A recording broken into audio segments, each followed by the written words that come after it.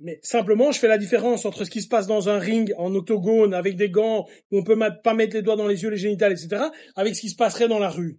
Parce que si on ne considérait que ce qui se passe dans l'octogone, sachez bien que les seules personnes qui seraient aptes à faire quelque chose, ce seraient les adultes de 20 à 35 ans, qui, soit dit en passant, sont tous stéroïdés, mais ça c'est autre chose.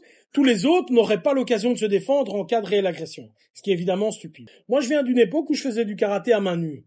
Et où, lorsqu'on allait au contact et on allait au KO à main nue.